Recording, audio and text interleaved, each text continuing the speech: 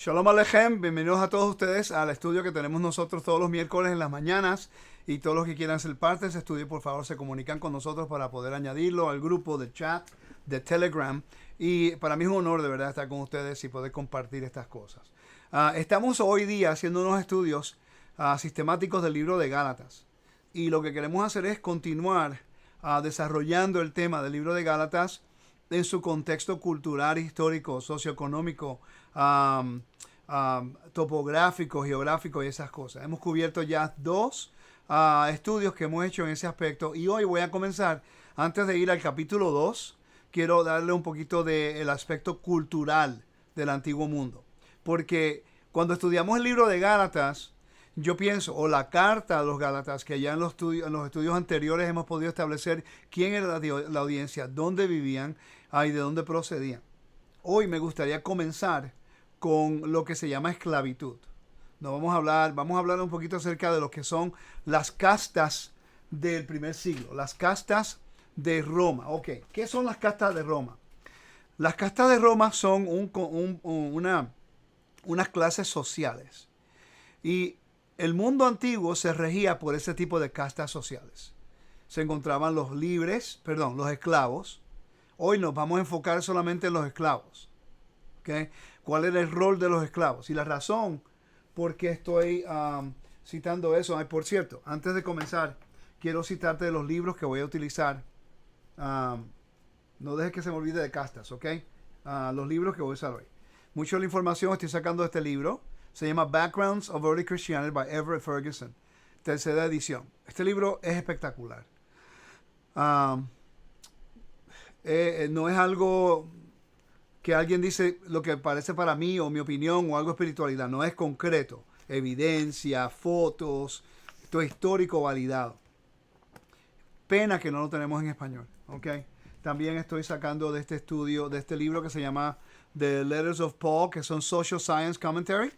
¿Ok? Que son bien importantes porque es el aspecto social, científico del primer siglo. ¿Ok? Histórico. También voy a citarte unos libros que me acaban de llegar, pero estoy estudiándolos, y la razón por qué estoy estudiándolos también conjunto con esto es porque el libro de Gálatas y el libro de Hechos están muy conectados. ¿Okay? Entonces, hay unos libros, una serie que hoy me llegan los próximos 3, que una serie de estudios en la cual habla acerca de el libro de Hechos. El libro de Hechos en el primer siglo, situado en el primer siglo, histórico. Se llama Ancient Literary Settings. ¿Ok?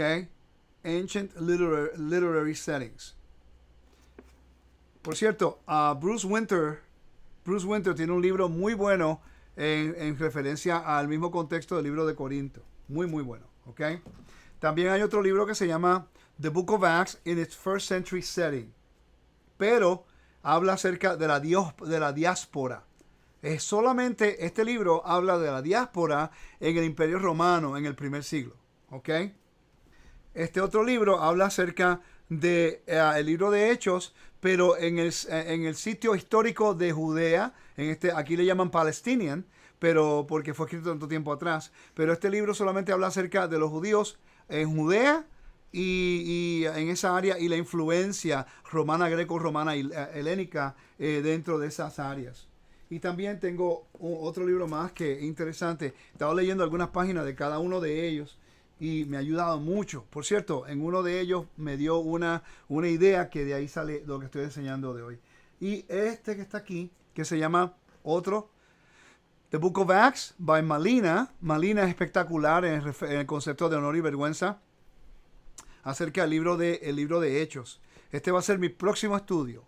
Mi próximo estudio va a ser el libro de Hechos, como estoy haciendo con Gálatas, para que ustedes vean que hay mucha información, tenemos mucha responsabilidad, ¿no? Porque lo que yo quiero hacer es que cuando una persona escuche nuestros estudios, que la gente se sienta que están aprendiendo, de que estamos sacando de recursos válidos y no tratando de reinventar la rueda, porque ya es tiempo que nosotros pues comencemos a estudiar estas cosas en su balance. Tengo un recurso que yo creo que es importante. Me gustaría recomendárselo a ustedes, pero volvemos de nuevo, está en inglés. Increíble, nadie quiere hablar español y hay más latinos en el mundo que... Se encuentra The Jewish Annotated New Testament, para los que hablan inglés. Y it's a really good resource. Es un buen recurso. Y, por cierto, una de las cosas que tiene mucho valor de este recurso es que en la parte de atrás, esta parte completa, son artículos acerca de temas que tienen que ver con el contexto de la Biblia, pero de un punto de vista judío. Y te citan todos los recursos de Talmud, de Gemara, de Mishnah y todos los recursos rabínicos para comparando el Nuevo Testamento, las palabras de Yeshua y los discípulos con los escritos judíos. Eso es un buen recurso porque usted puede ver, por ejemplo, en el estudio de hoy, capítulo 2, hay un vocabulario que Pablo usa, que eso era un vocabulario que se utilizaba en el primer siglo en los círculos judíos. ¿Okay? Quiere decir que él está hablando en un vocabulario que todos entendían en aquel tiempo. Ok, vamos a hablar acerca de la esclavitud. El hermano Luis Graciano hizo una buena pregunta antes de comenzar el estudio. Me dijo que definiera lo que más yo pueda, ¿no? Lo que es la esclavitud, porque hay muchas personas que hoy día están hablando en contra de lo que es la Torá, ¿no? Y hablando en contra de las leyes de esclavitud en la Torá y en el Antiguo Medio Oriente. Primero, una persona que no entiende el Antiguo Medio Oriente, en mi opinión, basado en lo que llevo estudiando, los últimos 8 años estudiando Antiguo Medio Oriente, regresé a la universidad para terminar mi bachillerato en Historia Bíblica y Antiguo Medio Oriente. Comenzaré mi maestría próximamente en eso. Una persona que no entiende el Antiguo Medio Oriente y el aspecto cultural de la Biblia, en mi opinión, no debe tener opinión acerca de esclavitud en la Biblia, porque no la va a entender. Porque nosotros queremos ver el mundo por los binoculares nuestros que vivimos hoy día. Y nosotros no podemos ver la Biblia por nuestros binoculares. Vivimos un punto separado del lugar bíblico, de la narración bíblica. Ok, ¿cuál es la diferencia entre la esclavitud que habla la Biblia y la esclavitud que hacía el mundo exterior? Justicia y bondad. La justicia de Dios es el contraste. El Eterno, por ejemplo, como hice una pregunta antes de comenzar, no tengo los versículos, pero cuando están las leyes de esclavitud o las leyes de la guerra, dice, cuando un pueblo lejano te oprime, esa es una de las leyes primero. Israel no puede declararle guerra a una persona al menos que ellos estén siendo oprimidos por esa nación. Por eso es que hoy día Israel espera, pero cuando empiezan a matar a los ciudadanos de Israel, ahí es cuando el pueblo y el gobierno responde. Entonces, un ejemplo que podemos hacer el contraste hoy día con el Islam. Cuando el pueblo de Israel hacía guerra contra otro pueblo y ganaba una guerra, entonces las instrucciones bíblicas eran que si veías a una mujer, la tomabas para ser tu esposa. Tenías que darle 30 días para que tuviera luto. Se rapaba la cabeza y se cortaba las uñas. Ese es el ritual de transición de un estatus nuevo, un lugar nuevo y el luto. Pero tienes que casarte con ella. No podías abusar de ella. Tenías que darle honor, darle un nombre, darle una familia, porque ella no tenía protección. Era una viuda del pueblo que le ganaste. Si ella no quería estar contigo, obviamente, el trauma y todas esas cosas, la Torah específicamente dice que no puedes venderla. Tienes que dejarla que se vaya libre.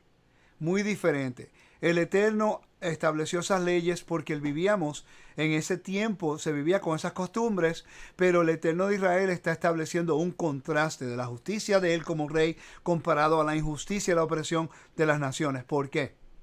En aquel tiempo, una mujer que era tomada cautiva, en guerra, como hacen los musulmanes hoy día, la ultrajan, la venden, después que la ultrajan la venden, le hacen hijos de diferentes padres para quitarle el honor a ella y que los hijos sean bastardos y nunca tengan honor en ese linaje y esa genealogía. También se encuentran las leyes de servidumbre en la Biblia.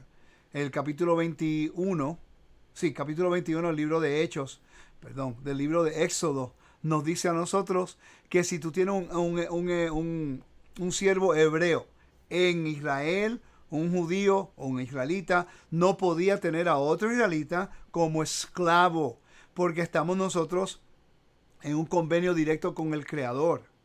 Pero sí podemos restaurar el honor de ese otro israelita si cae en deuda contigo. si cae en deuda contigo, en vez de quedar en vergüenza ante los ojos de la comunidad, entonces esa persona de Israel puede o él donar su tiempo y decir, yo quiero trabajar para ti 7 años para cancelar la deuda, o darme a mi hija o un hijo para que pueda trabajar esa deuda. Si te da la hija para que pueda representarlo a Erika y pagar la deuda, el hombre de la casa no puede acostarse con ella. Si la desea, tiene que casarse con ella y darle honor, darle el nombre. ¿Ok? Y después, en el 7º año, lo puede dejar libre. Y si está casado y se quiere quedar, se puede casar acá. Se puede quedar en la casa. Entonces, la diferencia entre la esclavitud de las naciones versus la esclavitud de Israel en caso de una nación pagana que ha sido derrotada en la guerra, porque de ahí era que se adquirían los esclavos. Era cuando eran vencidos en una guerra, inmediatamente. Cuando tú vences a otra nación y tú derrotas al rey, es como si derrotaras al dios de ese rey y el dios de la nación. Destruías los templos. Entonces ahora la comunidad completa, como estaban, la religión y el gobierno era uno en aquel tiempo. Eso es algo que tenemos que entender. La religión y el gobierno era uno. Si el rey es la imagen del Dios de esa nación. Si yo voy a conquistar a esa nación y derroto al rey, inmediatamente es como si estuviera derrotando al Dios de esa nación. Destruyó el templo. ¿Okay? Y las naciones lo que hacían, ultrajaban a las mujeres, mataban a los hombres, para que no hubiera un linaje de honor, porque honor y vergüenza era sumamente importante en ese tiempo. En Israel eso no es así. En Israel no se supone que se haga eso. ¿Ok? En Israel se supone que si tú agarras a una persona que es un esclavo, tienes que haber leyes de equidad, o leyes así de equidad. Tenías que tratarlo con dignidad. Sí, te podía pagar, porque era gente pagana, era gente de las naciones que venían y eran, de acuerdo a las leyes de las guerras antiguas, se podían tener un esclavo, pero no podías maltratarlo. Recuérdate que esa persona de repente no puede o no quiere entrar a la religión de tu pueblo, porque fue el Dios de tu pueblo que derrotó el rey y la nación del pueblo de él. Pero a través del ejemplo de cómo el amo trata a ese esclavo, que no tenía otra opción, si no hubiera sido por la amabilidad del Dios de Israel y la bondad de Dios para que lo tomaran esclavos, pero que le diera dignidad, que lo trataran con equidad, que le dieran un hogar, que no lo abusaran. No se supone que tú abuses a un extranjero, porque nosotros fuimos extranjeros en la tierra de Egipto. Ahora vamos a hacer el contraste de lo que es ser un siervo del Mesías o un siervo del Dios de Israel, antes en la Torá, con las palabras de Pablo. ¿Y cuál es el vocabulario que Pablo está utilizando? En el Nuevo Testamento, en referencia a ser siervos de Dios. Cuando leemos el libro de Gálatas, nosotros, voy a leer un versículo para que vean lo que estoy diciendo. Vamos a Gálatas capítulo... yo lo tengo aquí. Vamos acá rapidito, dame un segundo. Vamos acá rapidito a Gálatas capítulo 2. Leemos los últimos versículos. Yo voy a leer el capítulo, pero por ahora lo que quiero hacer es llegar a estos versículos.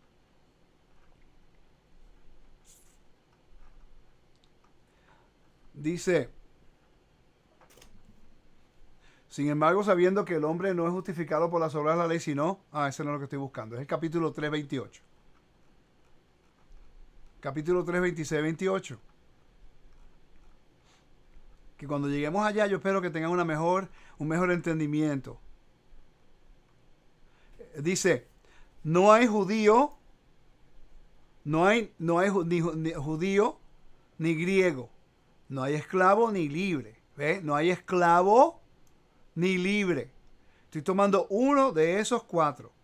No hay judío ni griego. ¿Sabían ustedes que la palabra griego, Greek, Helas, en griego, en realidad en el primer siglo no era en referencia solamente de lo que era una descendencia étnica, pero una persona griega es una persona educada. It was considered to be a person who was educated or porque había ciudadanos romanos, pero la palabra griego se utilizaba nacionalmente como una persona educada. ¿Okay? La palabra bárbaros, por cierto, y la gente de Judea estaban incluidos dentro de los bárbaros, los celtas, estaban los africanos, estaban todos los que estaban fuera del Imperio Romano, que no estaban en el área de Asia Menor o parte de las ciudades griegas, se consideraban como bárbaros. Los esclavos, la mayoría de ellos se consideraban bárbaros. No está diciendo que eran todos judíos o todos celtas, pero eran bárbaros. ¿Ok? Entonces, es interesante que la palabra griego en el primer siglo tenía otra connotación por encima de lo que era una descendencia étnica. ¿Okay? Tenía que ver con el nivel de educación. ¿Okay? Educated people. La gente educada, griego. ¿Ok? Así que muchas personas no sabían eso. Entonces aquí dice, no hay ni judío. Vamos a leer acá rapidito de nuevo. No hay ni judío, no hay ni esclavo, no hay ni griego, ni libre. No hay hombre ni mujer, porque todos somos uno. Cuando lleguemos a ese capítulo, van a tener un mayor entendimiento de lo que está hablando aquí. Pero ahora en el capítulo 2 es que estamos estableciendo la base para entender el capítulo 3. ¿Ok? Entonces, vamos a leer acá. Me interesa mucho leer algunas cosas de lo que es esclavitud. Ok. Yo tengo dos recursos que quiero leerles y están en inglés. Obviamente vamos a hacer lo posible de traducirlos, pero es importante. Yo voy a leer los lugares que están highlighted, lo que tienen ya el marcador amarillo. Okay. De recurso Backgrounds of Early Christianity, el libro que le enseñé acá, lo tengo en Logos. Está hablando acerca de slavery. Voy a leerlo en inglés y después voy a traducir, o traducir mientras lo leo en inglés. ¿Okay? Dice, esclavitud era un elemento básico de la sociedad antigua. It says, much of initiative as well as the work done belonged to this class. Muchas de las cosas de la gente que trabajaba en el Imperio Romano se enfocaban en esa clase. ¿Okay? Slavery was very extensive in both Hellenistic and Roman periods. Esclavitud era extensivo lo que era el mundo romano y el mundo greco-romano también. Habían grandes prisioneros, una gran cantidad de prisioneros de guerra, que eran hechos esclavos. Quiere decir que en el primer siglo la esclavitud no tenía que ver nada con el color. Okay, eso es algo que es muy importante. El color de la persona era irrelevante en referencia a la esclavitud. Era si te agarraban cautivo o perdías una guerra, o hasta los padres vendían los niños también. Algo impresionante cómo se hacía. Mira un detalle que está aquí en este libro que quiero que lo lean y quiero que lo entiendan, que es sumamente importante para entender el por qué la gran cantidad de los creyentes en Yeshua eran de la casta de los esclavos. Si entendemos la razón por qué habían tantos esclavos, vemos la explosión del evangelio dentro dentro del Imperio Romano, por lo que mismo habló el hermano Luis Graciano, por la diferencia en la forma que se trataba a un esclavo en Israel versus el Imperio Romano. La equidad que Dios le daba a la persona siendo parte del reino de Elohim, y eso es sumamente importante. Okay, yo espero presentar estos temas de un punto de vista completamente diferente. Okay, dice, however, the stable conditions of early empire made homebred slaves the main source of supply. Pero la condición estable del imperio, del temprano imperio de Roma, hacía que los esclavos que eran de la comunidad un poquito más notables de que comenzaron a hacer guerra. ¿Okay? Dice, nonetheless, it is estimated, este es el punto que quería hacer, se estima que en Roma nada más, ¿ok? De 5 personas, 1 era esclavo. En Roma, no estamos hablando del Imperio Romano. En Roma, de cada 5 personas, 1 era un esclavo. Había una propuesta del Senado de que los esclavos se tenían que requerir, un requisito para los esclavos, ponerse unas ropas distintivas para que ellos se pudieran ver quién eran los esclavos, pero no lo hicieron porque la cantidad de números de esclavos, si ellos supieran quién eran los esclavos, esclavo, eventualmente la gente dice, espérate, pero hay más esclavos que romanos. Podemos hacer una guerra. ¿Ok? Entonces, esto es algo que tenemos que entender. Voy a leer unos recursos, creo que es importante, porque si no entendemos estos puntos importantes no vamos a verlo. Ok, dice, el estatus legal de un esclavo, de acuerdo a Aristóteles, define vivir en pobreza. Living property. Era propiedad de vivir. En otras palabras, era una herramienta. Ese lifeless slave era como un esclavo sin vida. No tiene esperanza. Era una persona que no tenía ningún tipo de libertad. No podía tener ningún derecho legal, como dice aquí en the slave had no legal and I was subject to the absolute power of the master. Esto es importante. El esclavo no tenía ningún derechos legales. Hace ese contraste ahora cuando Pablo dice que no hay ni judío ni griego, ni esclavo ni libre. Y por cierto, el próximo versículo lo dice, y si son hijos de Abraham, hijos de acuerdo a la herencia. Wow, espérate un momento. Ellos no tienen ningún tipo de legalidad en el Imperio Romano, y ahora este hombre de Israel le dice que si ellos aceptan a Yeshua, que Yeshua va a ser el mediador para el Padre, el patrón, de que ellos puedan tener ahora una herencia cuando no tenían esperanza en el mundo. Por eso es que la justicia y la bondad es la esencia del corazón de Dios. Porque eso es lo que atrae a la persona al servidumbre del Eterno. No para ser manipulado, no para ser controlado, sino para ser edificado con todos los recursos que el Padre puede dar. Slaves have no right to marry, and the children belong to the owner of the slave mother. Los esclavos no tenían derecho de matrimonio, y los niños le pertenecían al dueño de la madre esclava. Yet slaves did not form a facto marriage, okay? Ellos podían hacer como un tipo de, entre ellos mismos, estamos casados, okay? Dice, and inscriptions in this case indicate some slaves were able to maintain family life. Algunos dicen que algunos esclavos pudieran tener algún tipo de una vida familiar, hasta que el amo dijera, me quiero acostar con tu esposa, y él no podía hacer nada. O me quiero acostar contigo y tú no podías hacer nada. Porque eso es algo importante que tenemos que entender. En el Imperio Romano, un dueño de un esclavo podía acostarse con el esclavo varón o el esclavo la mujer. Porque en el Imperio Romano, adulterio se consideraba solamente si te acostaba con otra mujer casada con un ciudadano romano. O si la mujer era ciudadana romana. Pero si ella no es ciudadana romana, si es una esclava, una extranjera, una bárbara, no importa. Te podía acostar con ella y no era considerado adulterio. O en el caso con un hombre, homosexualidad. ¿Ok? Por eso es que Romanos capítulo 1 al 6 habla de ¿qué? De homosexualidad y adulterio. Porque le está hablando a los romanos, está hablando del evangelio a las personas romanas en la cual esas cosas eran aceptadas. Y ahora Pablo está enseñando la Torá, diciendo cómo que eso es pecado moral, no se puede hacer. De acuerdo a los estándares, los requisitos bíblicos. Y la vida pura, santa de un israelita, no puedes hacerlo como los romanos. Es separando lo santo y lo profano, lo puro e impuro. ¿Ve? Eso es que sí, hemos sido llamados. ¿Okay? Continuamos, hermanos. Vamos acá. Voy a seguir leyendo acá un poco. The Greeks defined 4 characteristics of freedom. Los griegos determinaban 4 características de libertad, que eran completamente negadas a un esclavo. El derecho de tener representación legal en cosas legales. Interesante que ahora Pablo se convierte en el abogado de ellos. Y presenta a Yeshua como el mediador. ¿Estás siguiendo? Por eso es que él dice, tú no tienes, tú tienes un mediador entre tú y el hombre. Dice Yeshua. Es un vocabulario que yo hubiera entendido. Imagínate ahora tú eres un esclavo en el Imperio Romano, no tienes ningún tipo de derecho. Y este hombre te dice, no, Yeshua, el que tú crees, en el cual tú crees que resucitó a los muertos, que Dios los resucitó, va a ser tu mediador. Te va a dar acceso ahora a todos los recursos del patrón, el gran padre. A nosotros eso no nos resuena porque no estamos viviendo en esa cultura.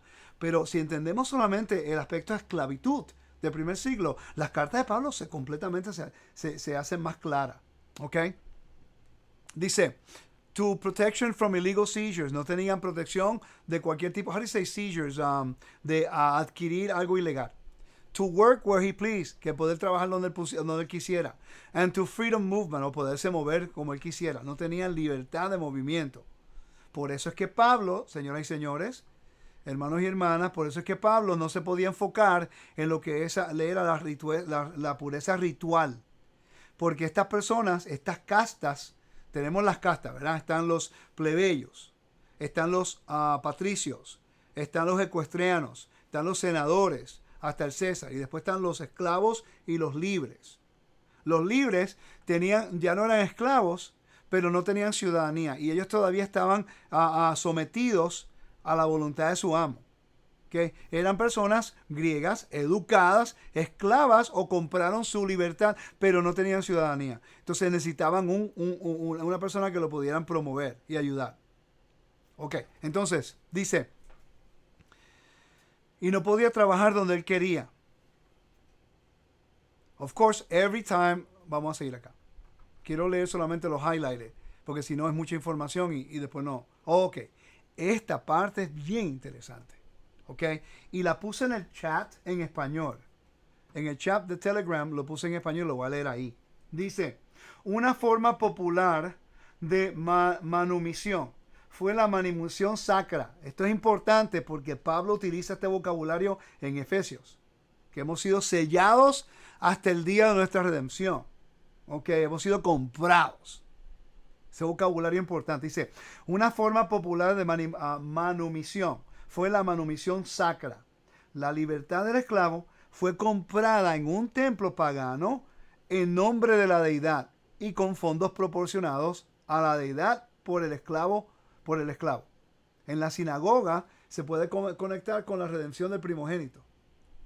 Bíblica, porque éramos esclavos de este mundo, pero ahora somos siervos en el convenio. Tenemos libertad dentro del reino. ¿Me sigue? Entonces dice, la deidad sirvió como intermediaria, negociando la compra en el lugar del esclavo, quien no pudo entrar en un contrato legal. ¿Ve? Aquí lo vemos. El esclavo quedó en libertad y el hecho se registró en los registros del templo. Okay. Algunos han pensado que esto proporciona los antecedentes del lenguaje de redención para la expiación en el Nuevo Testamento. Pero los pasajes pertinentes, por ejemplo, 1 Corintios 6, versículo 19, ¿okay? Capítulo 7, versículo 22-23, Gálatas 3, versículo 13, capítulo 4, versículo 5, emplea una terminología diferente, las palabras generales para cualquier tipo de compra de la empleada en las inscripciones para la manumisión sacra. No fue una venta ficticia y el esclavo no se convirtió en esclavo de la deidad. La misma función de intermediario fue cumplida por un amigo o pariente libre, una asociación o un club informal de cenas. La libertad para un esclavo puede ser comprada en un fondo común para una sinagoga, una asociación pagana o más tarde por la iglesia. Se llama redemption, la redención de los primogénitos. Entonces, ¿qué quiere decir esto?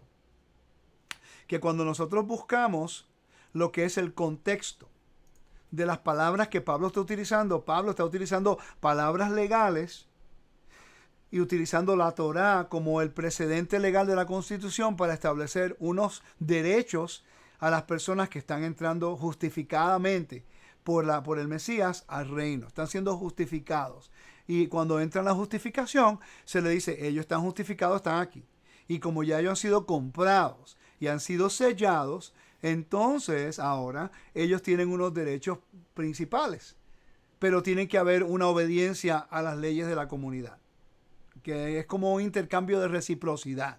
El patrón paga un precio, establece un mediador, el Mesías, y de ahí entonces ahora la comunidad ha sido redimida, ha sido comprada. Ahora este siervo que servía como esclavo a un siervo opresor, ahora es un siervo libre dentro del reino de Elohim y tiene acceso a diferentes recursos que en el Imperio Romano no hubiera nunca podido tener.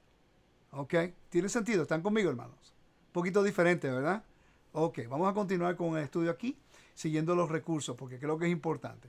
Entonces, si leemos aquí, dice, manumisión era muchas veces condicional. entailing continuing responsibilities of the former to the former owner. ¿Ok? Quiere decir que tiene que haber unas responsabilidades a tu amo. Okay, who remain the patron of the freedman. Aunque te compró, por eso es que Pablo usa la palabra en inglés bond servant. El bond servant era el libre. Hasta las palabras de Pablo. ¿Cómo es que dice siervo? ¿Cómo es que la palabra que él usa? No recuerdo ahora mismo exactamente la palabra que él usa, pero en inglés es la palabra bond servant. Y esa palabra bond servant es bien interesante porque no es un esclavo, ¿no? Entonces, está utilizando una palabra ya de una persona que pudo comprar su libertad, pero tiene completamente sumisión y las responsabilidades de reciprocidad a ese amo que le dio la libertad. Todavía está sujeto al amo, aunque es libre de esclavitud, pero es sujeto a él en obediencia. Eso somos nosotros. Ahí llegamos nosotros, ¿ves? Entonces, esto es sumamente importante para nosotros entender eso. Para poder entender esto un poquito más, debiéramos nosotros estudiar lo que es patrón y clientela, la relación entre patrón y la clientela. Ahora, vamos a leer en 1 Corintios, capítulo 7, versículo 21 al 24. Ok, vamos a 1 Corintios. Yo prefiero ir lento en estos estudios que ir muy rápido y no cubrir nada, porque creo que es importante estos principios contextuales, ¿no? 1 Corintios capítulo 7, versículo 21 a 24. Oigan el vocabulario. Dice, fuiste llamado siendo esclavo. Fuiste llamado siendo esclavo.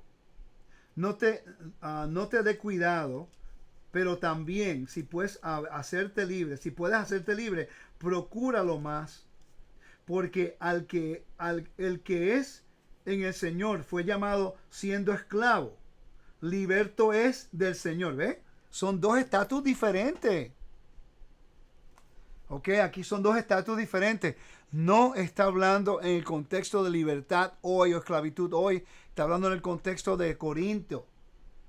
Ok, la cantidad de esclavos que habían allí. Y dice, porque el que en el Señor fue llamado siendo esclavo, liberto es del Señor. Asimismo, el que fue llamado siendo libre, esclavo es del Mesías. ¿Ve? Pero la esclavitud o la servidumbre al Mesías carga con ella una equidad y unos recursos y unos libertades que en el Imperio Romano griego nunca te hubiera dado. Vas a tener derecho legal. Alguien te va a reconocer tu nombre. Te van a dar una herencia. Va a tener un intermediario entre tú y el gran patrón, el Dios de Israel. Puedes moverte libremente a través del reino. Eso no existía para los esclavos en el primer siglo. La carta de Gálatas no es tan fácil como las personas piensan. Pero si lo entendemos en su aspecto cultural, sí. Dice, versículo 22. Mira lo que dice. Por precio fuisteis comprados. No os hagáis esclavos de los hombres. Cada uno, hermanos, en el estado en que fue llamado, así permanezca para con Dios. ¿Ok?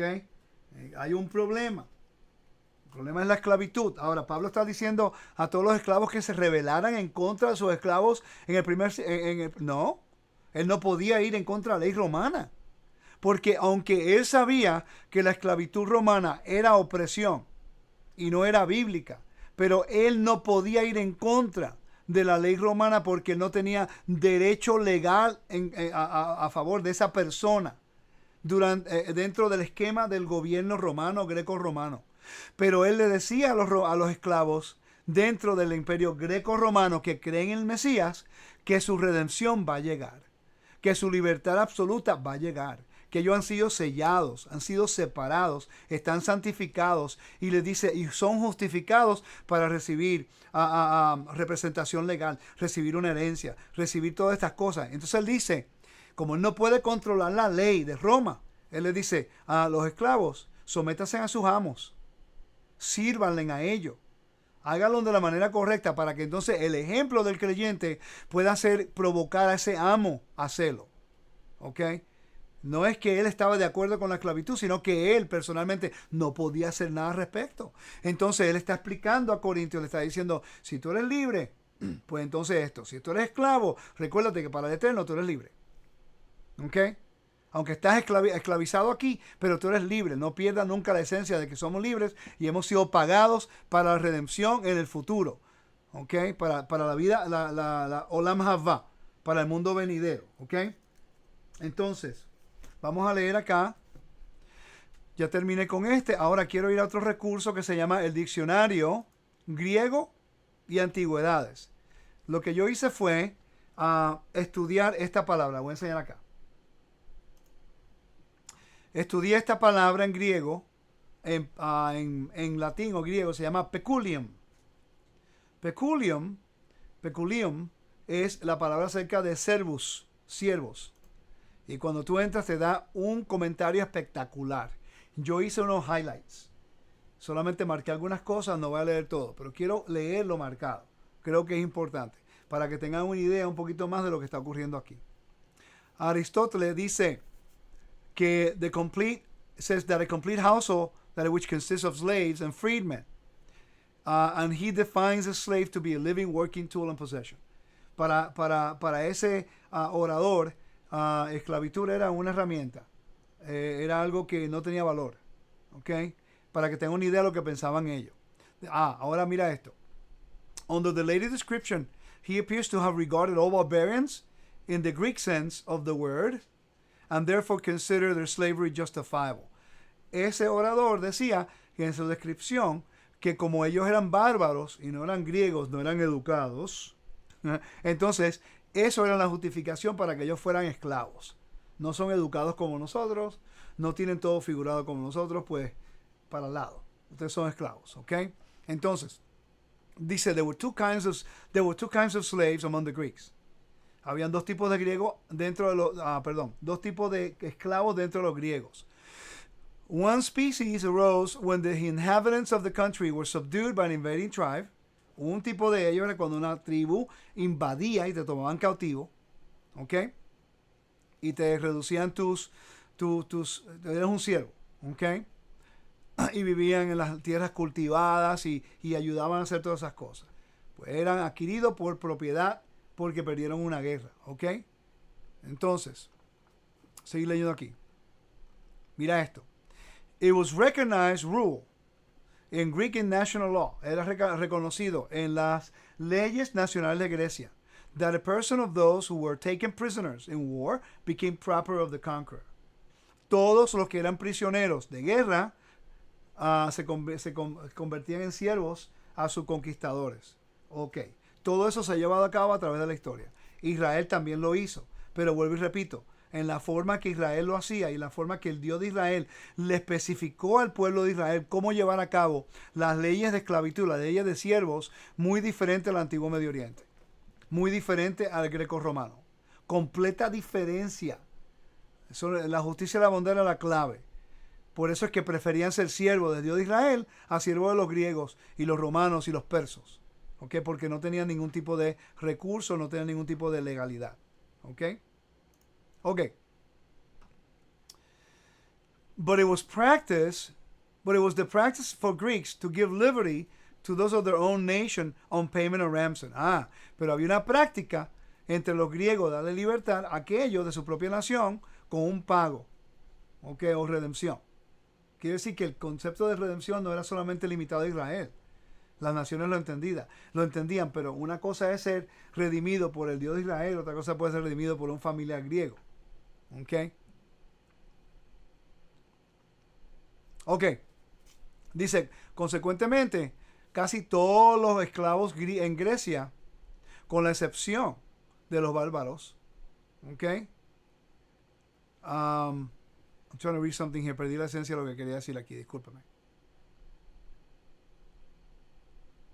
Me voy a mover otra cosa aquí rapidito. Quiero que es importante.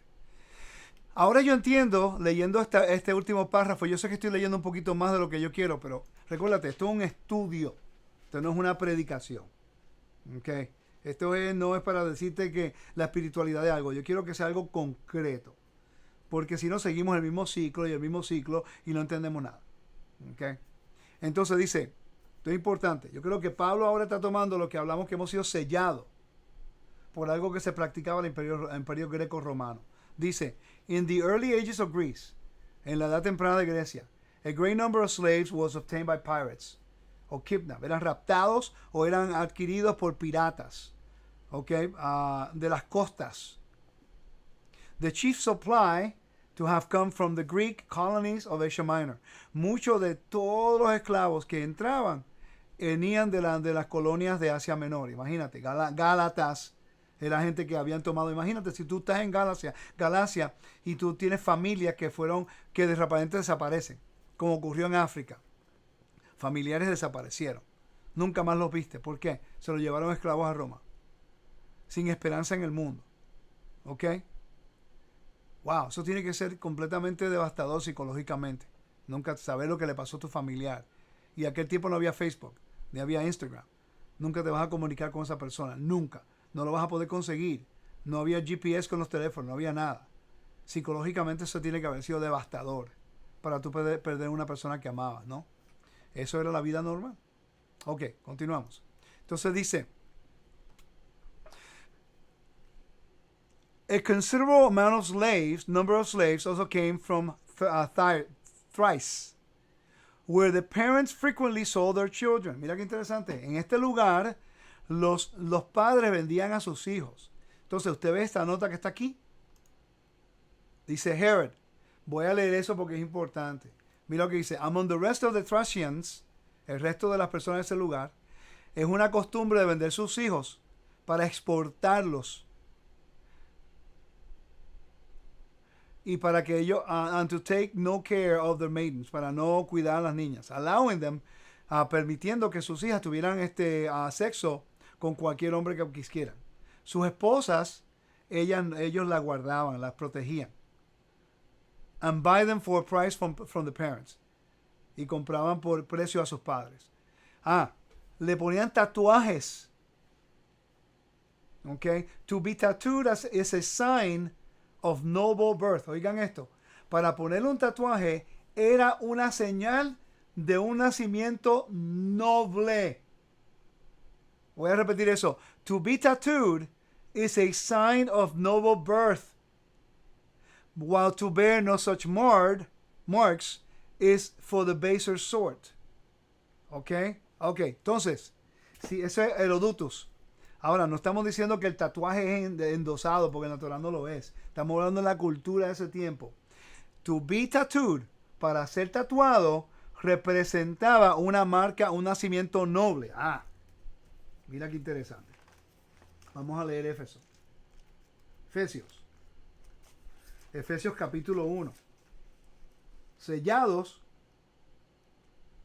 se puede considerar como si fuera una metáfora, como un tatuaje. Tú sellas algo, estás poniendo una marca. ¿Verdad que sí? Entonces, para ese tiempo, el tatuaje representaba un nacimiento noble. El tipo de tatuaje que están hablando, no sé cuál es exactamente, pero estoy dando un ejemplo nada más. Efesios capítulo 1, versículos 13 y 14. En él también, vosotros, habiendo oído la palabra de verdad, el evangelio de vuestra salvación, y así habiendo creído en él, fuiste sellados con el espíritu de la promesa, que es las arras de nuestra herencia hasta la redención de la posesión adquirida. Todo ese versículo tiene que ver con una legalidad. En el contexto del primer siglo greco-romano, cultural, religioso y también político. Pablo está utilizando un vocabulario que todo el mundo entendía en ese momento. Cuando le dice posesión adquirida, wow, tú eras un esclavo y ahora no. Le dice redención, has sido redimido por el creador del universo, ahora quiere decir que tú no eres un esclavo de acuerdo a los perímetros del reino de Dios. Tú eres un siervo del reino, entonces tienes libertad. Pero tú tienes que ser recíproco con tu amo, obedecer los mandamientos, estar moralmente puro, hacer lo que tengas que hacer para representarlo a él. ¿Ve? Que son las arras hasta nuestra herencia. Recuérdate, en el Imperio Romano, solamente las personas que poseían y tenían propiedades eran gente de honor. ¿Y qué es lo que dice aquí? La herencia. Si usted va a notar aquí, cuando leemos el libro de Gálatas, de este punto en adelante, el capítulo 2, tiene que ver con las castas, la equidad, la herencia. Pablo ahora va a estar hablándole a un pueblo en la cual él quiere que entiendan a quién pertenecen, quién es su herencia. Han sido sellados, ya no son esclavos, ahora son partícipes, somos uno en el Mesías, un vocabulario legal. En el mismo Efesios capítulo 2 usa un vocabulario también legal que dice, vamos a leerlo, versículo 11 en adelante. Por tanto, acordaos de que en otro tiempo vosotros los gentiles, en cuanto a la carne, eras llamados sin circuncisión por la llamada circuncisión hecha con mano en la carne. En aquel tiempo estabais sin el Mesías, alejados de la ciudadanía de Israel. Ok, pero un momentico. Ninguno de estas personas eran ciudadanos del Imperio Greco-Romano. Las castas, siervos, esclavos, libres, patricios, plebeyos. Los plebeyos y los patricios tenían ciudadanía. Los esclavos no. Entonces de repente Pablo está escribiendo a un pueblo que no tenía herencia, no tenía ciudadanía. ¿Usted sabe el honor que él está dando aquí a través de Yeshua? ¿Qué? Dice, pero ahora en el Mesías Yeshua, vosotros que en otro tiempo estabais lejos, ahora ha sido hecho cercano por la sangre del Mesías. Porque Él es nuestra paz, de que de ambos pueblos hizo uno, derribando la pared intermediaria de separación, aboliendo en su carne la enemistad de ley de mandamientos expresados en ordenanza, dogma, eso no es el mandamiento de otra cosa, para crear en sí mismo de los dos un solo y nuevo hombre. Hágase una nota. Quiero definir lo que ese versículo dice de acuerdo a la ley romana. Homos novus se llama. Un nuevo hombre haciendo la paz. Y mediante la cruz reconciliar con Dios a ambos en un solo cuerpo, matando en ella las enemistades. ¿Ok? Entonces, la palabra homos novus es la palabra que se aplicaba solamente a los plebeyos y a los patricios o una persona de las castas de Roma que o se casaba con una persona de un estatus mayor. Por ejemplo, un hombre no se podía casar. Sí, un hombre no se podía casar con una mujer de un estatus menor. Una mujer se podía casar. ¿Ok? Pero todo eso tenía con estatus. Porque la descendencia era lo primordial. Si tú venías de descendencia de esclavos, olvídalo. No tenía ningún tipo de respeto ni honor en la comunidad. Entonces la palabra homos novus es un vocabulario legal cuando una persona iba de plebeyo a patricio, que subía de un nivel de las castas de Roma. Por ejemplo, hubo I think it was Vespacio, el emperador Vespacio, que él era plebeyo y fue de los pocos, creo que fue, no estoy seguro, fue de los pocos que subió a emperador de Roma. Como él llevó al alto nivel, ¿ok?, de liderazgo en Roma, él se llamó un hombre nuevo. Es como un nacimiento nuevo, que es homus novus. Por eso Pablo habla acerca de una nueva creación. Somos una nueva criatura. Somos todas estas cosas. ¿Por qué? Somos uno hombre nuevo. Quiere decir que ahora estamos en un estatus mayor. Cuando él le habla a Éfeso y le habla a las personas en esa comunidad, le dice, ya ustedes no son esclavos de este mundo, son un hombre nuevo. Ellos hubieran entendido eso. En el reino de Dios somos uno, un nuevo hombre. Si tú vienes de las naciones, pasa por los rituales de transición, bautismo, confesión, y haces todo lo que se requiere. Eres un homus novus. Ya dejaste de ser pagano, dejaste de ser extranjero, dejaste de ser fuera del convenio. Ahora todos tenemos acceso a la legalidad de la Constitución, tenemos acceso también a lo que es la herencia, tenemos acceso a las bendiciones, tenemos acceso a los regalos del patrón, tenemos acceso a todo. lo que tienes que hacer es ser recíproco, ayudar a los pobres, al necesitado, a la viuda, para que las naciones puedan ver que tu amo es bueno. Y ellos quieran ingresar a hacer esa transición de esclavos al mundo para ser libres siervos del Rey poderoso. ¿Está claro, no? Ok, ahora vamos a entrar a Gálatas capítulo 2. Con eso en mente, vamos a entrar a Gálatas capítulo 2. Porque si no sigo leyendo y quiero entrar a los textos. Ok. Vamos a la Biblia aquí, la Biblia de las Américas, es la que voy a estar leyendo aquí ahora. Y vamos a comenzar el capítulo 2 para ver si podemos terminarlo. Y si no, pues continuamos la semana que viene. Aquí vamos. Entonces, después de 14 años, subió otra vez a Jerusalén con Bernabé, llevando también a Tito. Subí por causa de una revelación y les presenté el evangelio, las buenas nuevas, que predico entre los gentiles. ¿Ok? Recuérdate, Pablo va a predicar un evangelio guiado a la condición de esa comunidad donde se encuentran. Va a utilizar el vocabulario. Él tenía libre acceso a todos los lugares del Imperio Romano porque él era un ciudadano romano. Como los romanos consideraban a la gente de Judea como unos bárbaros, ninguno de los apóstoles hubiera llegado a la magnitud de llegar el evangelio a las naciones como Pablo, que Pablo era ciudadano romano. Por eso que el Mesías lo escogió a él. No era porque Pablo era mejor que nadie. Obviamente era el peor por un tiempo. Él mismo lo reconoció. Pero el libre acceso, el conocimiento de la ley, era un abogado, era fariseo de fariseos, entendía estas cosas. Él lo que fue removido por 14 años para aprender de nuevo. Para no mirar la Torá desde el punto de vista farisaico. Con su legalidad, limitando al extranjero poder entrar al reino. ¿Están conmigo, no? Ok, perfecto. Entonces dice el versículo... pero lo hice en privado a los que tenían alta reputación para cerciorarme de que no corría ni había corrido en vano. Pero ni aun Tito, que estaba conmigo, fue obligado a circuncidarse, aunque era griego. Hay una razón por eso. No estaban entrando al templo. Ellos no tenían la experiencia. No se le había instruido en los conceptos básicos. Eso no quiere decir que la circuncisión no es válida. Está diciendo que Tito no está siendo obligado en ese momento porque está comenzando. La Torah se tiene que predicar, tiene que haber circuncisión del corazón. Entonces tiene que haber una manera de educar a la persona antes de que ellos se le diga tienes que entrar en un compromiso mayor. Porque el momento que haga circuncisión en la carne y si no hay circuncisión en el corazón, ¿de qué sirve? Porque si te sientas a la mesa de Pascua, aunque tengas circuncisión de la carne y no tienes circuncisión del corazón, quiere decir que la responsabilidad es mayor.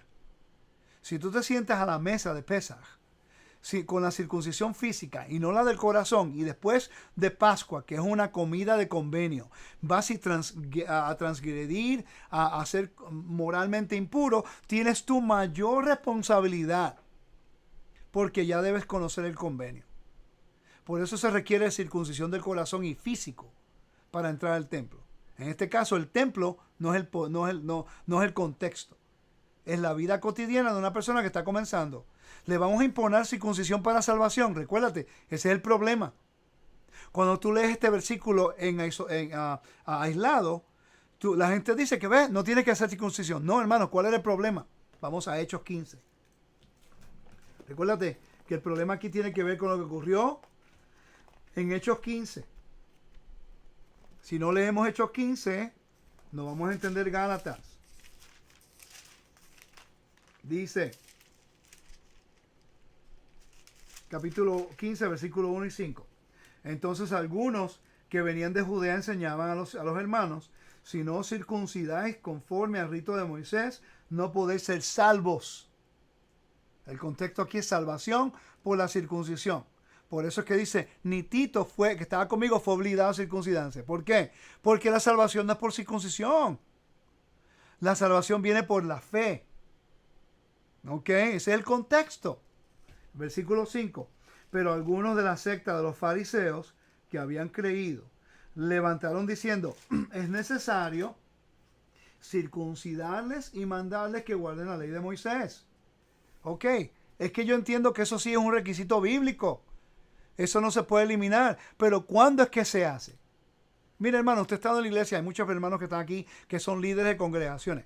Usted le va a dar una gran responsabilidad de ser un maestro bíblico, una persona que acaba de llegar a su congregación, que usted no conoce su estilo de vida, no conoce su familia, no conoce su carácter, no conoce su integridad y su honor. O usted lo va a poner por un discipulado, ¿ok? Lo va a discipular, lo va a instruir, lo va a enseñar. Va a hacerse miembro de su congregación, usted va a hablar con él, va a comunicarse, va a llevarlo a conocer. Y después, con el tiempo, usted va a ver los regalos y los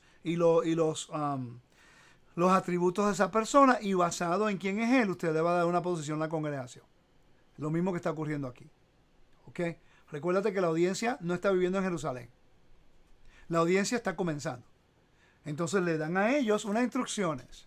Le dicen, mira, vamos a comenzar con los principios básicos morales. ¿Qué son? Que se abstengan, capítulo 15, versículo 20, aquí estoy, dame un segundo. Sino que se les escriban que se aparten de contaminaciones de los ídolos, de fornicación, de ahogados y sangre. Eso es todo en cabeza lo que ocurría en el Imperio Romano. Fornicación, tener sexo ritual, y las orgías de fertilidad en el Imperio Romano. ¿Ok? Contaminación a los ídolos. Comida sacrificada a ídolos. Idolatría. Recuérdate que toda la fornicación entraba dentro de un hombre casado teniendo sexo con una mujer que no era su esposa. Que ahí está adulterio también. Entonces le está diciendo aquí, vamos a comenzar con los principios de moralidad para que ellos puedan ser justificados, estar entre la comunidad. Porque recuérdate que Dios no puede morar donde hay pecado moral. Si nosotros somos el templo de Elohim, no podemos ser moralmente impuros. Podemos ser ritualmente impuros, porque estamos en la dispersión, pero moralmente no. Por eso es que todo líder siempre es probado por el pecado moral. ¿Okay? Y como ya yo entiendo eso es lo más que yo cuido. Con mi esposa, siempre me enfoco en mi familia y en mi esposa.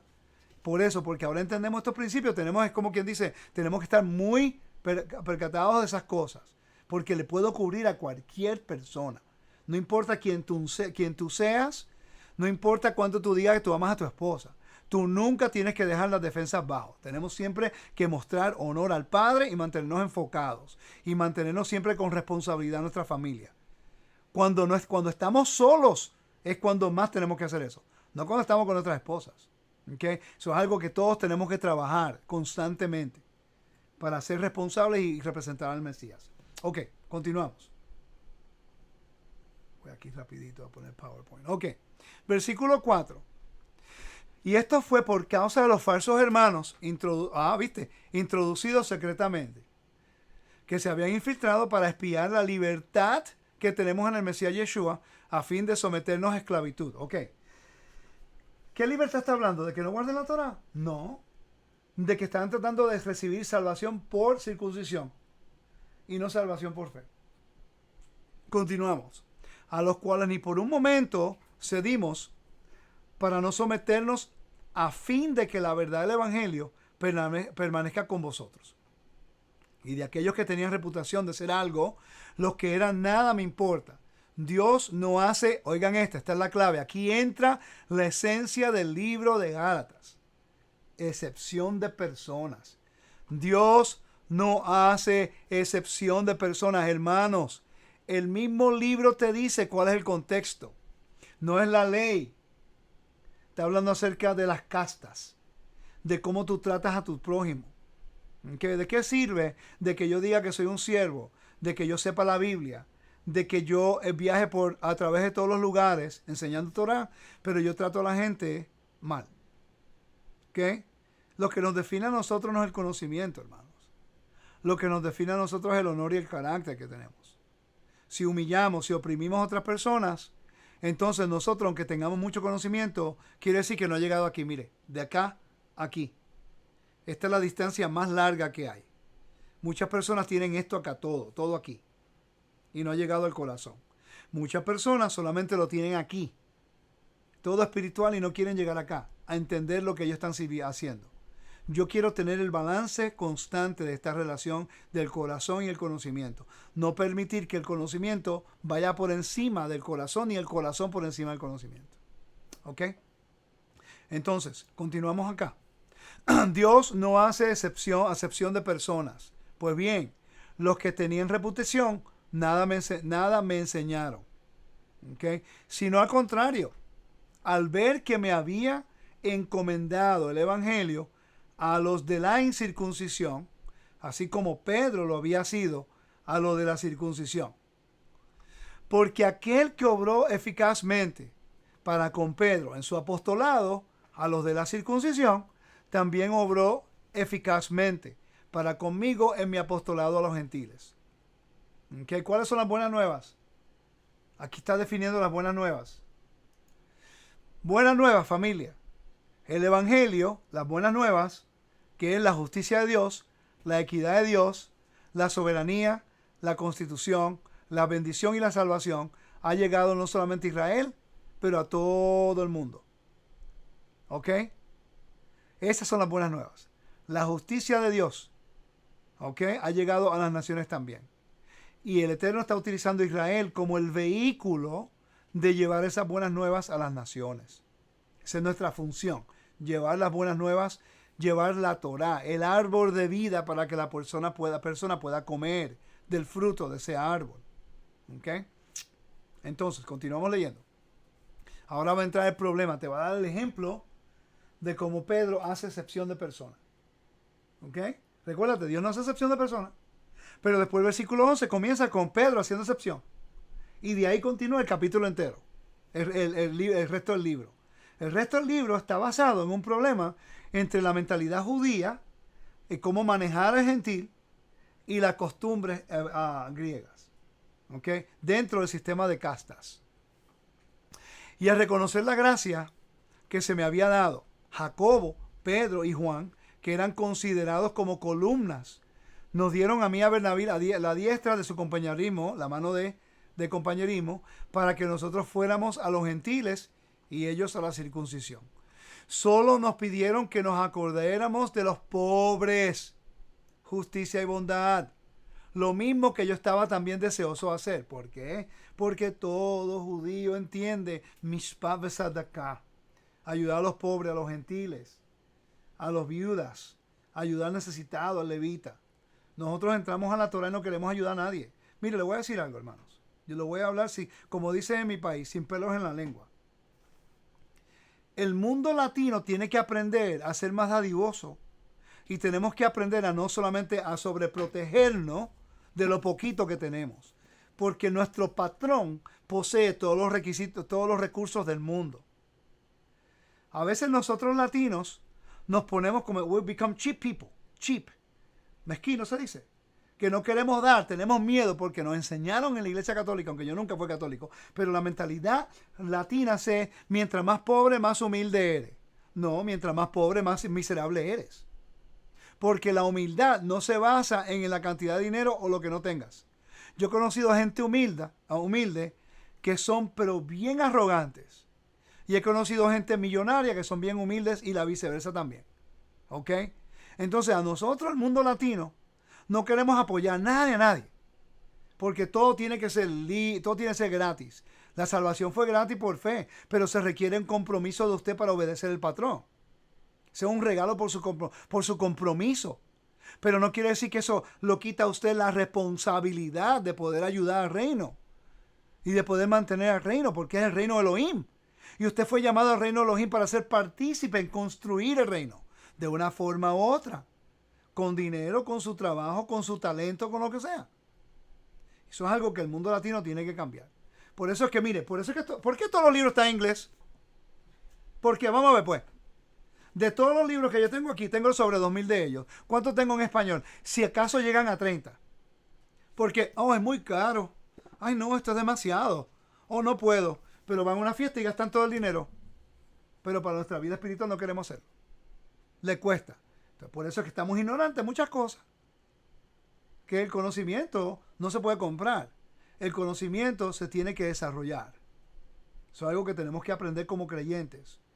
Y el problema bíblico es que Pablo quería expresar el conocimiento de la Torá gratuitamente a todos los gentiles, sin esperar nada en retorno, solamente fidelidad a Dios y no a él, sino a Dios. ¿Ok? Pero hoy día, si uno es un líder, uno tiene algo, mire, yo nunca pido nada por eso mismo. Yo nunca, you know me, right? Yo nunca pido nada por eso mismo. Yo voy tranquilito, yo hago lo que el Padre me ha ayudado a hacer, ya se acabó. Si Él quiere que yo haga el trabajo, Él provee. Pero no es fácil, porque de repente, ahora mismo, mire, esto es un ejemplo y voy a llevar a corrección. Hay personas que me están ayudando a llegar a Latinoamérica. Y esta es la oportunidad perfecta para decirlo. ¿Ok? Personas que están ayudando. Por el récord, yo pago mi pasaje, yo pago mi hotel, le pago mi comida. Y mi familia para ir, ¿ok? Pero la persona local, para poder pagar los gastos de poder ayudar a las personas a poder tener acceso a un recurso de información, pues necesitan cubrir los gastos. Entonces ellos ponen un precio, cuando ponen el anuncio de que yo voy, ponen un precio por persona para poder entrar.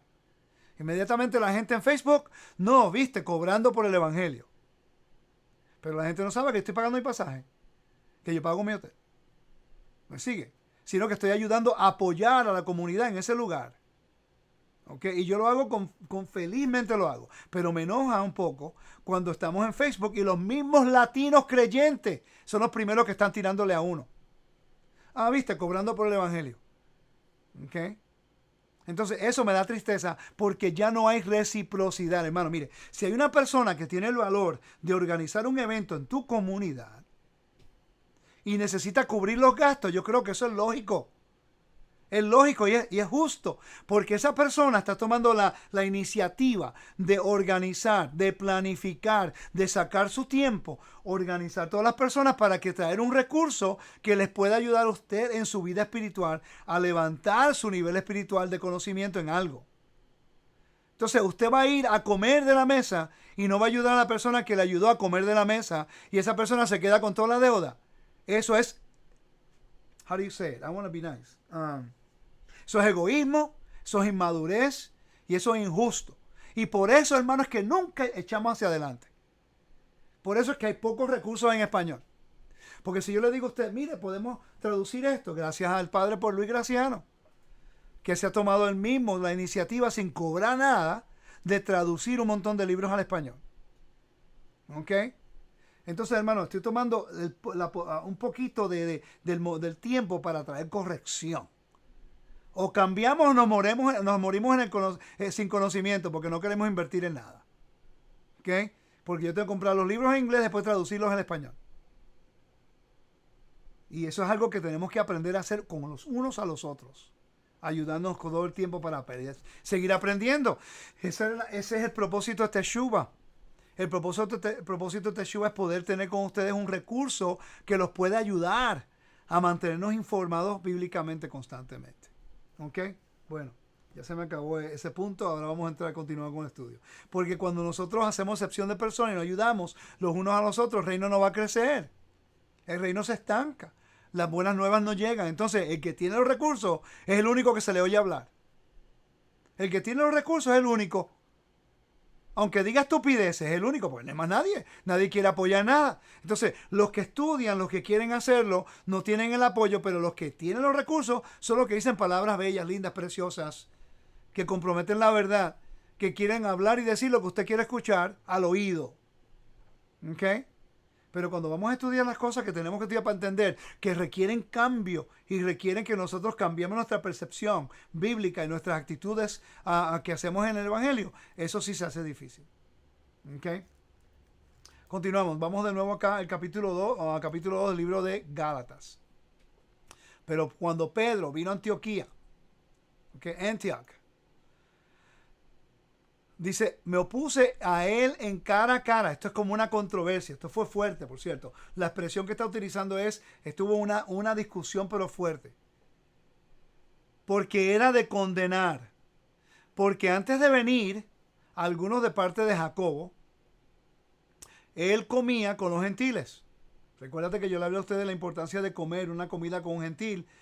No se hacía, porque las comidas eran dedicadas a los ídolos. Pero aquí estas personas no son idólatras. Estas personas se han removido de la idolatría, ahora están en el Evangelio. Pero Pedro, que comió con Cornelio y entendía que Dios no hace excepción de personas, ahora está haciendo excepción de personas. Recuérdate que el capítulo 2 al principio decía que Dios no hace excepción de personas, ¿verdad que sí? Aquí Pedro está haciéndolo. ¿Por qué? Porque había unas castas. Y las castas hacían distinción. ¿Okay? Pablo no va a tolerar eso en el reino. Y esa es la corrección. Dice, porque antes de venir algunos de parte de Jacobo, él comía con los gentiles. Pero cuando vinieron empezó a retraerse y apartarse porque temía a los de la circuncisión. Y el resto de los judíos se le unió en su hipocresía. De tal manera que aún Bernabé fue arrastrado por la hipocresía de ellos. ¿Okay? Y cuando vi que no andaban con rectitud, ¿okay?, en cuanto a la verdad del evangelio, dije a Pedro delante de todos, si tú, siendo judío, vives como los gentiles. Eso está diciendo que él vivía como un gentil, el judío, pero es educado, que un goímo, un griego, ¿okay?, y no como los judíos. ¿Por qué obliga a los gentiles a vivir como judíos? Está hablando en el contexto de comer comida con gentiles. No está hablando el contexto es muy, pero es encerrado, no es amplio. Este contexto aquí es diferente. Tiene que tener un contexto de lo que se está hablando. Que Pedro está haciendo excepción de personas. ¿Okay? La comida, sentarse a la mesa con una persona es como un convenio del umbral. La comida era dedicada a los ídolos. El vino a los ídolos. Tú te sentabas a comer con una persona como si estuviera comiendo, apoyando a los ídolos de esa persona. Entonces, obviamente, los judíos no hacían eso. En Hechos capítulo 10, versículo 28 dice lo ilícito que era para un hombre judío ir a comer con un hombre de las naciones. Pero Dios me ha enseñado que no llame a ningún hombre puro ni común ni impuro. El contexto es el hombre. El hombre no está sirviendo a los dioses ajenos, te puedes sentar con él. ¿Me sigue? Entonces, en el primer siglo estamos hablando. Entonces, Pablo está trayendo corrección porque Pedro debió haber entendido esto, pero la presión lo guió a hacer excepción de personas. Y cuando eso ocurre, ahora enseña la opresión del pueblo de Israel a las naciones.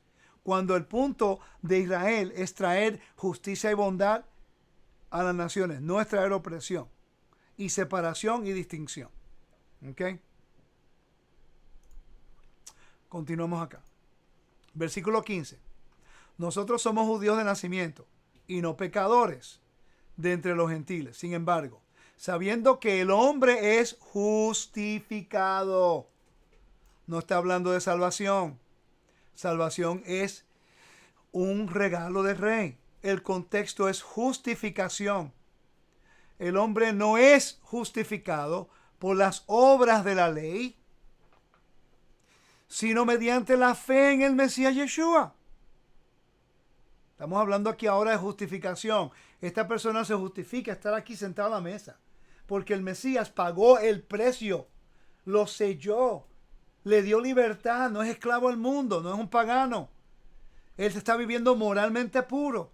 Él es limpio de acuerdo a los estandartes de la Biblia, sino que no es ritualmente puro de acuerdo a los estandartes de la liturgia del templo y los fariseos.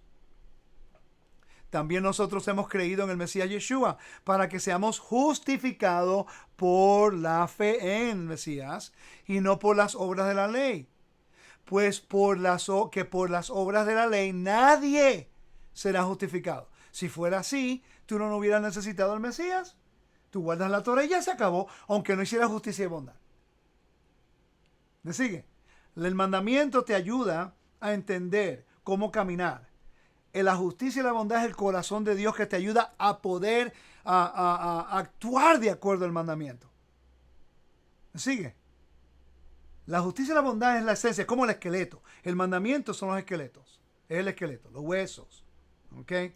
El mandamiento, los 613, por eso es que el cuerpo, hay 248 huesos y algo así. El Rambam lo hizo, era doctor. y en el miembro, todos los huesos y todos la coyuntura del músculo, 613. Lo que quiere decir, los mandamientos es el cuerpo. La justicia y la bondad es la esencia que nos da la vida para poder ejercer y mover el cuerpo. El mandamiento para ejecutar nosotros la misericordia, el amor, la justicia, benevolencia, paciencia, todas estas cosas. Humildad, para que el Eterno pueda ser visto a través de nosotros. Ok, ya casi termino. Dame un segundo más. Segundo puertorriqueño, quiere decir como una hora. Dice, versículo 18, perdón. Porque si yo reedifico lo que en otro tiempo destruí, yo también resulto transgresor. Pues mediante a la ley, yo morí a la ley a fin de vivir en el Mesías. Con el Mesías he sido crucificado. Y ya no soy yo ya no soy yo el que vive, sino el Mesías que vive en mí. Y la vida que ahora vivo en la carne, la vivo por fe en el Hijo del Mesías, de Dios, el cual me amó y se entregó por sí mismo, así por mismo para mí. Se entregó a sí mismo por mí. Estamos hablando aquí de patrocinio y clientela. ¿Ok? El mediador de ese convenio. No hago, mira lo que dice aquí. No hago nula la gracia de Dios, porque si la justicia, viene por medio de la ley, entonces el Mesías murió en vano. Exactamente lo que yo te estaba describiendo. La justicia de Dios es lo que permite que nosotros como creyentes podamos vivir en Él. La justicia es la clave. La justicia de Dios es la clave. Sin la justicia de Dios, somos como un címbalo resonante. Somos como un cuerpo sin vida. Ok, vives el mandamiento, pero si no ayudas al pobre necesitado, a la viuda, guarda el mandamiento, no tiene fruto. Pedro aquí estaba enseñando la falta de fruto. Sí, tenía la Torá, hablaba el hebreo, hacía todas esas cosas, pero hacía distinción de personas. Estaba oprimiendo a esa persona. No le estaba dando a esa persona el honor que Dios le quería dar, como el patrón. Y Yeshua, que nunca minimizó a nadie, ¿okay? Nos había enseñado. Y el Eterno le había probado a Pedro el plan de las buenas nuevas en Hechos capítulo 10. Vamos a leerlo y con esto termino. Mira lo que Pedro dice. El versículo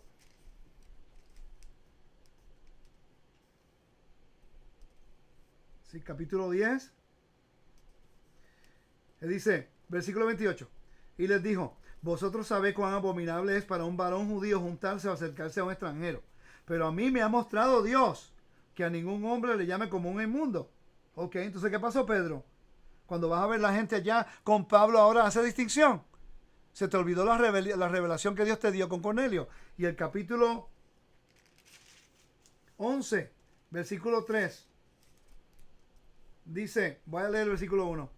Oyeron los apóstoles y los hermanos que estaban en Judea, que también los gentiles habían recibido la palabra de Dios.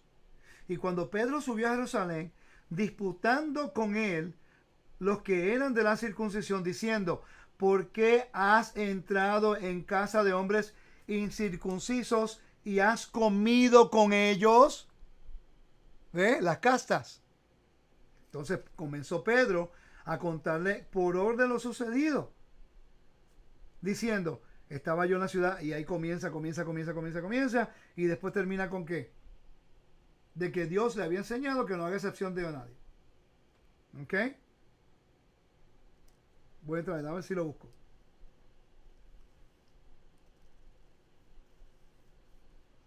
Entonces el problema tenía que ver comer con los gentiles. Lo mismo que ocurre en el libro de Gálatas. Entonces una pregunta, hermanos, ¿por qué cada persona que habla del libro de Gálatas habla de que no tenemos que seguir la Torá, cuando en realidad la Torá no es el punto principal aquí? La Torá es el mecanismo que nos ayuda como reino a reconocer nuestros derechos en el reino. Y el Eterno ya estableció unos precedentes legales para dar las buenas nuevas a las naciones que temían a Dios. Cornelio oraba a la hora de oración y guardaba la Torá. Ayudaba al pobre, por cierto. Recuérdate, sus dádivas y sus oraciones han subido delante del Eterno. Estas personas que están aquí con Pablo están haciendo lo mismo. Y ahora estamos haciendo lo mismo hoy día. Si tú no eres judío, no es para ti la Torá. Si no eres judío, la Torá no es para ti. ¿Ok? Si no, por cierto, yo conozco gente que son amigos míos. en Israel. Pero si vienen a mi casa no comen conmigo. Aunque aquí yo como limpio y tengo carne kosher. Pero aunque sea kosher no se sientan a la mesa. ¿Ok? Pero así es la vida. Bueno, familia, que el Eterno los bendiga, los guarde. Muchas gracias por su atención y de verdad que es un placer estar con ustedes. Shalom Alechem y hasta la semana que viene con el capítulo 3 del libro de Gálatas. Shalom.